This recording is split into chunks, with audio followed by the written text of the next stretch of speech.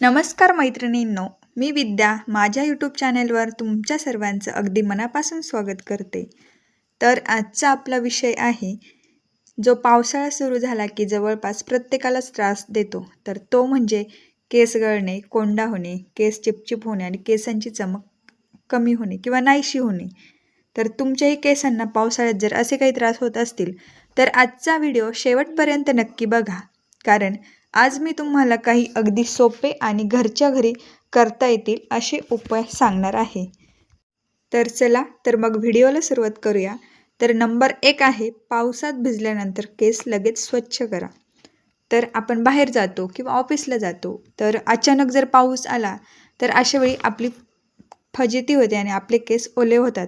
तर मग आपले केस पावसाच्या पाण्यात भिजतात, पण ते पाणी केसांवर तसंच सुकू द्यायचं नाही. कधीही घरी आल्यानंतर साध्या पाण्याने केस धुवा किंवा गरज वाटली तर एकदम सौम्य शॅम्पू वापरा, कारण पावसाच्या पाण्यात धूळ आणि प्रदूषण मिसळलेलं असू शकतं, ज्यामुळे आपल्या टाळूला त्रास होतो आणि खाज येऊ लागते. नंबर 2 आहे, केस जर जास्त वेळ ओले ठेवायचे नाही. अनेक जण केस धुवून तासनतास तसेच ठेवतात, पण पावसाळ्यात जर हे टाळलं तर ओले केस कमकुवत असतात आणि लवकर तुटतात. म्हणून मऊ टॉवेलने हलक्या हाताने पाणी पुसायचं आणि जोरात केस अजिबात एकमेकांवर घासायचे नाही. तर तिसरी गोष्ट आहे, योग्य शॅम्पू वापरा.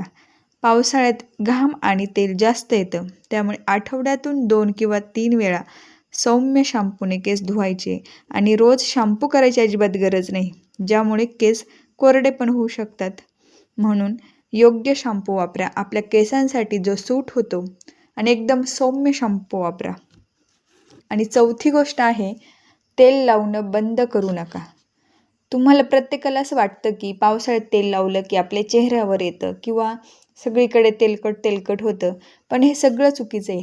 केस धुण्याच्या 1-2 तास आधी खोबरं तेल लावायचं किंवा बदामाचं तेल लावायचं आणि त्याने छान मालिश करायची आणि त्यानंतरच आपले केस धुवायचे. आणि खोबरे तेल किंवा बदाम तेल लावल्यामुळे आपल्या केसांना छान पोषण मिळतं आणि आपले केस मजबूत राहतात. आणि जर पॅराशूट तेल जर वापरत असाल तर त्याच्यामध्ये आयुर्वेदिक काही गोष्टी ॲड करून तुम्ही तुमच्या केसांसाठी ते पण तेल उपयुक्त करू शकता. तर ह्या सर्व गोष्टी आपल्या केसांसाठी खूप महत्त्वाच्या आहेत. तर 5वी गोष्ट आहे, ओले केस अजिबात बांधायचे नाही. तर ही चूक खूप जणी करतात. ओले केस बांधल्याने टाळूला हवा मिळत नाही, त्यामुळे कोंडा, खाज आणि बुरशीचा त्रास होतो. तर केस पूर्ण सुकल्यानंतरच बांधायचे आणि नंतर केसांची हेअरस्टाईल करायची किंवा पोनी बांधायची तुमच्या आवडीनुसार. आणि 6वी गोष्ट आहे, योग्य आहार घ्यायचा.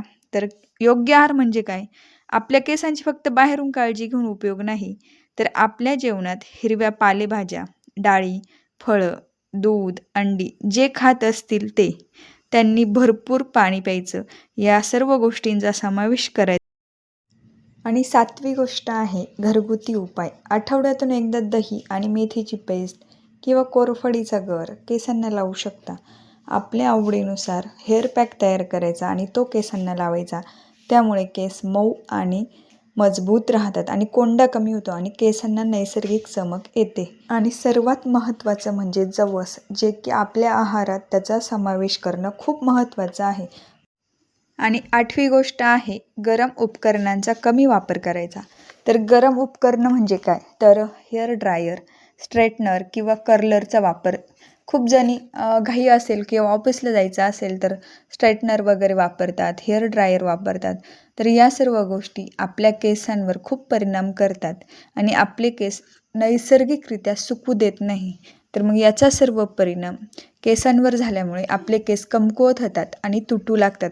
तर शेवटी गरम गोष्टी आहेत त्या आपल्या केसांसाठी सूट होत नाही.